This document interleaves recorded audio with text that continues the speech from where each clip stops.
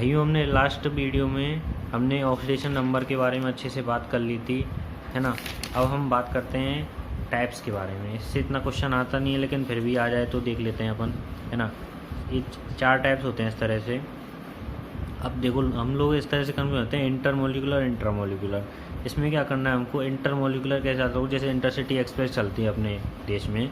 Intercity express मतलब सिटियों के मध्य में, यानी कि मॉलिक्यूल्स के मध्य में कुछ हो रहा है, मॉलिक्यूल्स के बीच में कुछ हो रहा है, तो इंटरमोलिकुलर। इंटरमोलिकुलर यानी बीचों बीच में, है ना। अब हिंदी मीडियम वाले स्टूडेंट क्या करना है अपने को, पेपर अपना बाईलैंग्वेज आता है, तो इनको याद मत करो, इनको याद मत करो। इंग्लिश जो वर्ड है ना उनको याद कर लो, तुरंत हो जाएगा। अब इनमें याद करने में कोई दिक्कत नहीं, अंतर, अंत है, अंतरा, ठीक है।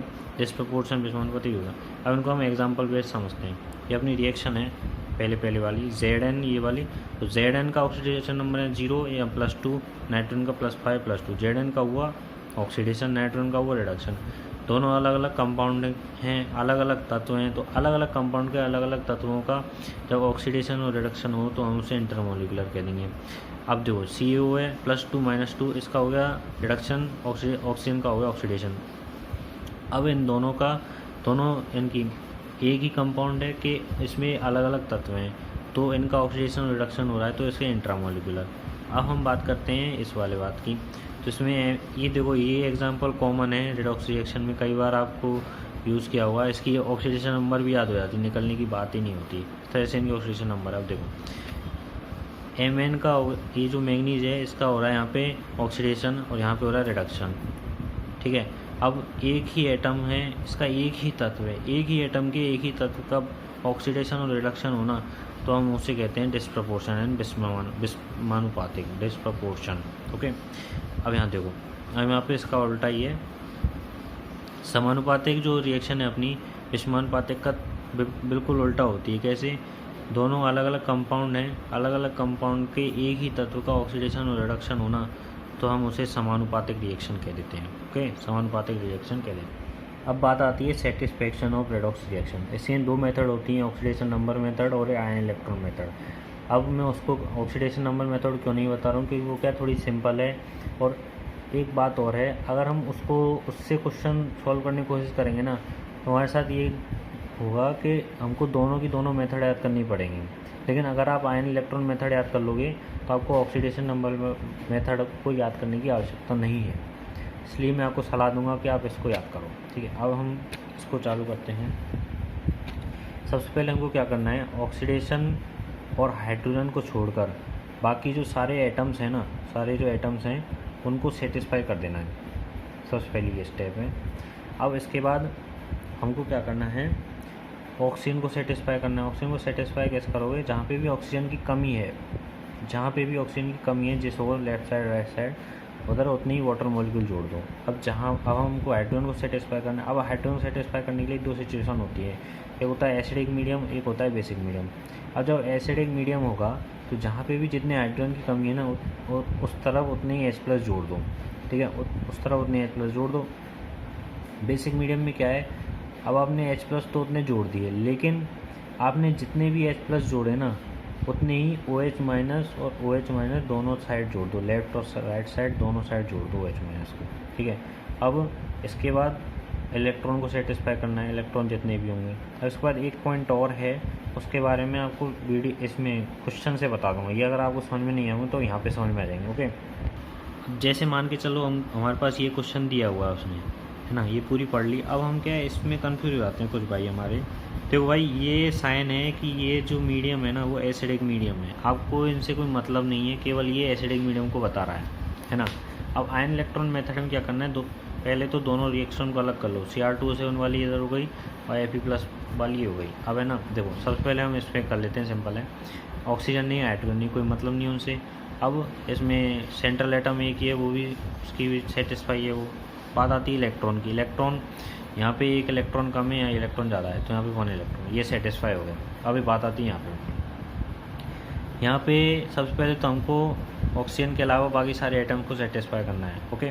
तो Cr2O7 माइनस करोगे तो 2Cr+3 करो पहले तो, और एटम सेटिस्फाई हो गए। अब ऑक्सीजन वाली बात आई। यहाँ पे 7 ऑक्सीजन है, यहाँ पे एक भी नहीं है, तो आप यहाँ पे 7H2O जोड़ दो। 7H2O जोड़ दी। अब यहाँ पे आपके पास 14 हाइड्रोजन है और यहाँ पे हाइड्रोजन है ही नहीं। चूँकि एसिडिक मीडियम है तो हम सीधे 14H+ जोड़ देंगे, OH- जोड़ने की आवश्यकता नहीं है हमको, है ना। अब बात आती है इलेक्ट्रॉन को सेटिस्फाई करने की। इलेक्ट्रॉन को आप सेटिस्फाई कैसे करोगे? यहाँ पे 14 पॉजिटिव है और -2 है, तो 12 आया टोटल, यहाँ का 12 की यहाँ पे कमी है और यहाँ पे 6 की कमी है। ओके, तो कमी यहाँ पे ज़्यादा है, तो यहाँ पे आप +6 इलेक्ट्रॉन कर दो, तो ये 6 और 6 बराबर हो जाएंगे ना वो। ओके, अब हम इन दोनों रिएक्शन को मिला देते हैं, मिला देंगे। अब देखो, सबसे पहले बात क्या करनी है, हमको ध्यान रखना है इलेक्ट्रॉन को कभी भी रिएक्शन में छोड़ना नहीं है।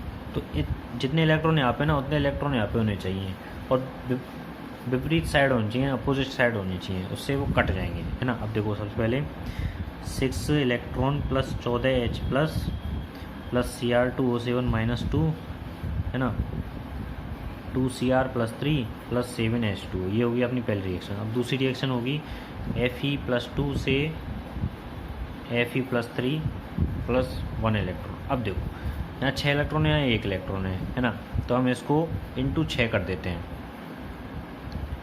तो ये हो गया 6 और ये भी हो गया 6। ओके, अब देखो 6 से 6 चला गया, 6 से 6 चला गया, और कोई तो बात नहीं है ना इसमें। अब सीधे इसको लिख दो कि 6Fe+2 14H+ Cr2O7 - 2 2Cr+3 6Fe+3 और 7H2O। अब आप देखो, इस चीज़ को क्रॉस चेक भी कर सकते हो, जैसे 6 × 2 = 12 ही हो गए, 12 यहाँ पे 14, यहाँ -2, तो टोटल कितना हुआ 24। अब यहाँ पे 3 × 2 = 6 और 6 × 3 = 18, और यहाँ भी हो गया 24 सेम हो गए, यानी कि अब कोई दिक्कत नहीं।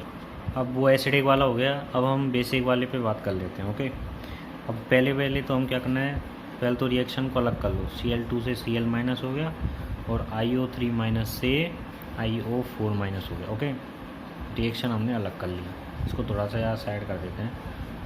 चलो ठीक है, Cl2 से Cl-, अब पहले तो हमको एटम को सेटिस्फाई करना है, ऑक्सीजन नहीं है, हाइड्रोजन नहीं है, कोई मतलब नहीं है, Cl- हो गया। अब यहाँ पे 2 इलेक्ट्रॉन ज़्यादा है, 2 इलेक्ट्रॉन, यहाँ पे इलेक्ट्रॉन कम है, यहाँ पे 2 इलेक्ट्रॉन कर दिए हमने। Okay, IO3- IO4-। अब सबसे पहले तो हमको ऑक्सीजन को सेटिस्फाई करना है। ऑक्सीजन को सेटिस्फाई कैसे करोगे? यहाँ पे एक H2 जोड़ दिया आपने। ओके, यहाँ पे एक H2 जोड़ दिया। अब चूँकि बेसिक है, आप रुको 1 मिनट, यहाँ पे हाइड्रोजन 2 हैं, यहाँ पे हाइड्रोजन 1 भी नहीं है, तो यहाँ पे 2 हाइड्रोजन हमने लगा दिया। अब चूँकि बेसिक है तो यहाँ पे 2H- और 2H- दोनों जगह आप जोड़ दो। ओके, अब देखो, अब ये हो गया कंप्लीट। अब हमको क्या करना है, इलेक्ट्रॉन को सेटिस्फाई करना है। तो 2 और 1 3, यहाँ पे 3 ज़्यादा हैं, यहाँ पे कितने हैं 2 और 1 3 और 2, इनकी 3 से 3 कट गए, तो 2 की कमी है यहाँ पे, तो यहाँ पे 2 इलेक्ट्रॉन लगा दो। अब हमारे इलेक्ट्रॉन भी सेटिस्फाई हो गए। अब हम इन रिएक्शंस को लिख लेते हैं।